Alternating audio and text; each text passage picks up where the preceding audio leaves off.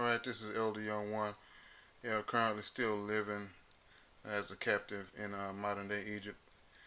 Yeah, I'm gonna go into the whole 400-year prophecy thing one more time, just briefly, and kind of focus on the generations that everybody keeps wanting to ignore, because some people want to still think that that was talking about when we was in Egypt. Well, we're in Egypt again, and here we are in the scriptures again. I'm gonna go over this again. Genesis chapter 15, starting at verse 13, right there. And he said unto Abraham, know of a surety or positively that your descendants will be strangers, dwelling as temporary. I don't like the way this Bible reads. Anyway, dwelling as it says temporary residence in a land that is not theirs. Okay, America is not our land. Okay, that makes sense. Egypt, however, was promised to us in other verses further down in this very same book. But let's ignore that for now. Let's focus on this. It says they will be slaves. We were slaves in America, was we not? Okay. We were slaves in Egypt. We were slaves and are still being treated as slaves in a lot of ways right here in America right now. So, yeah. It says we will be afflicted and oppressed for 400 years. Not 430 years, like that little footnote said. That's why I scratched it out. Because they'll tell you, oh, the sojourning of the children of Israel was 430 years. Like we can't count. That says 400, not 430. Alright? Then it says he's going to bring judgment on the nation in verse 14. Verse 15, you're going to go to your fathers in peace, buried at a good old age. Verse 16, and in the fourth generation they shall come back here again. For the iniquity of the Amorites is not yet full and complete. The Amorites, by the way, are still living in the land. They'll just go by another name now. All of the Amorites were not destroyed. We even got scripture. I can show you that here in a minute. But look at this. Okay. In the fourth generation. That's what I want to look at. So let's count the generations right quick. And I'm not even going to count Abraham. We're going to skip from Abraham and go straight to Isaac. Alright, we're going to go to Isaac now. Just going to be in Genesis chapter 25. Starting at verse 19. And here it is. Abraham was the father of Isaac. So that's your first generation. That's generation 1 right there, Isaac. And I just bumped it on up to verse 26 so I can go ahead and get that generation 2 in there. Afterward, his brother came forth, and his hand grabbed hold of Esau's heel, blah, blah, blah. His name was Jacob. That's the second generation. Not counting Abraham, we just went straight to Isaac as being the first generation. Jacob, or Jacob as they call him, as the second generation. Alright? Now remember, it said in the fourth generation they shall return. So here go the second generation right here. And now we're in Genesis 37. And let's see, this is the history of the descendants of Jacob. This is Jacob's line. See that? Joseph came from Jacob. Well, the 12 tribes, but Joseph is one of those 12. That's your third generation right there. Generation number 3. Uh-oh, getting awful close. Now over here in Genesis chapter 48, we have Joseph, who had the fourth generation, Ephraim and Manasseh. That's number 4, if you can count. So they should be seeing Egypt get judged and then going back to the promised land, going into the promised land, returning to it in this generation. This is generation number 4. And yes, a generation is when you have kids. That kids is a generation. When they have kids and you have grandkids, that's another generation, blah, blah, blah, and so on. Not going to get all wrapped up in what a generation is. It even talks about that in Scripture. For some of you to want to try to knock this. So we are already at the 4th generation, and nobody's even left Egypt yet. They're still in Egypt. Nobody went into the promised land. They ain't even went into the wilderness yet. generation number 4 right there.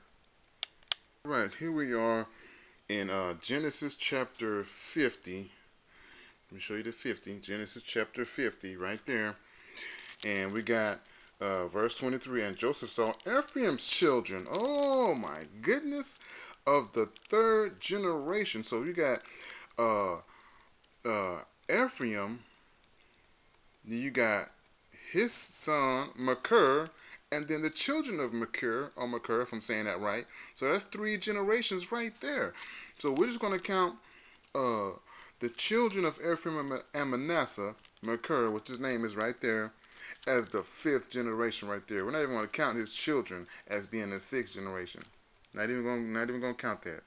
So far we're 5 generations in. No, they have not went to the promised land yet. So don't give me no BS. They have not went to the promised land yet. We are on generation number 5 right there. Alright.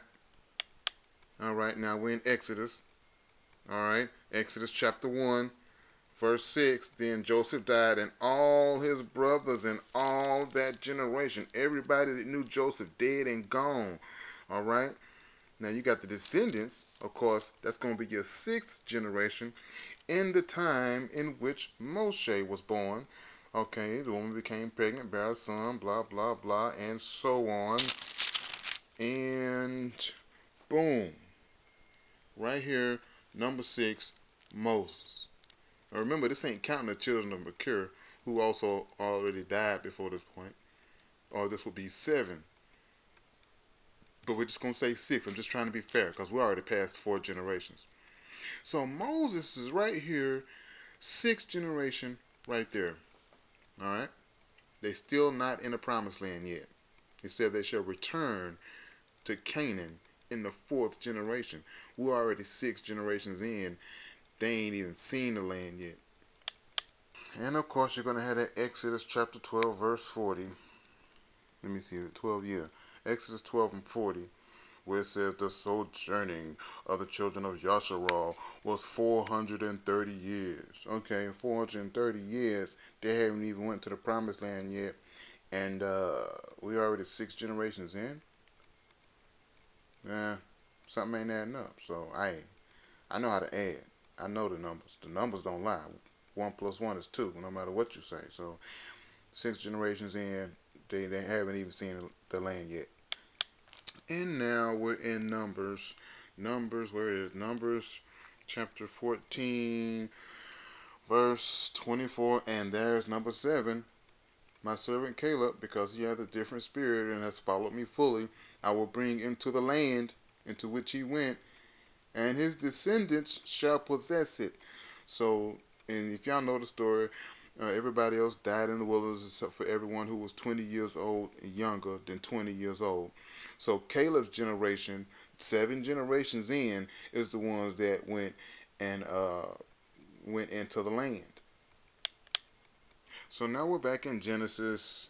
We're back in Genesis chapter 15. And now when you read that 16th verse, when it says, and in the 4th generation they shall come back here to Canaan again, for the iniquity of the Amorites is not yet full. You know that is not talking about when they left Egypt, because there was 7 generations in before they went back to the land, not 4. Now the whole thing about the Amorites, they say, well, this can't be talking about now because the Amorites was all killed. No, they were not. I'll show you that scripture right quick. Now, of course, y'all should know that the Amorites were still around even during the time of King David, Solomon, whatnot, and they was always there. And they've always been there, and they're still there now. So we're in 1 Kings chapter 9. Chapter 9, starting at verse 20. It says, as for all the people who were left of the Amorites, you see that? Hittites, Perizzites, Hivites, Jebusites, who were not Israelites, their children, see that? Who were left after them in the land, whom the Israelites were not able utterly to destroy. I even have it underlined. Of them Solomon made forced levies, slaves to this day, blah, blah, blah. So The Amorites was always still in the land. They were never all killed, okay? And they are in the land right now today.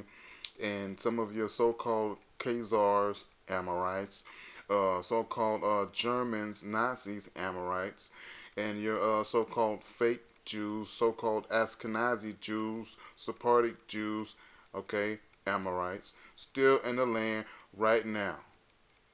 So that kills the whole Amorite thing. So I mean, I got my little notes. I was scribbling down different little stuff. I mean, you got Abram, Isaac, Jacob, Joseph, Ephraim, and Manasseh. You got Machir, and you got the children of Machir. Okay, the generation that knew not Joseph, in which Moses was born. Then you got Caleb and Joshua. You got at least about a good 8 or 9 generations. I count 9 with all of that. All right, and if you want to know what a generation is, that's going to further explain it. What is a generation? That's Psalm 78, 5 and 7. And I can go into the dictionary and show you what it means, all of that. So, just to make a quick summary, we are living in the United States of America right now. It was officially declared a nation in around about 1619. I forgot what they called the actual proclamation that it was. Some kind of fancy name, something like the Mayflower Compact or something like that. But anyway, 1619 to 1719 is a generation. 1719 to 1819 is a generation. Then to 1919. So you're going to have in the year 2019, that's going to be 4 generations or 400 years. Exactly 400 years, 2019, according to this particular timeline in which we are living in. Because the United States is your modern day Egypt. Okay? Make no mistake, I can show you stuff all day long that shows you that America takes after Egypt. From the whole plan of us being brought over here on slave ships, you name it. Why we got an Egyptian pyramid on the back of American currency?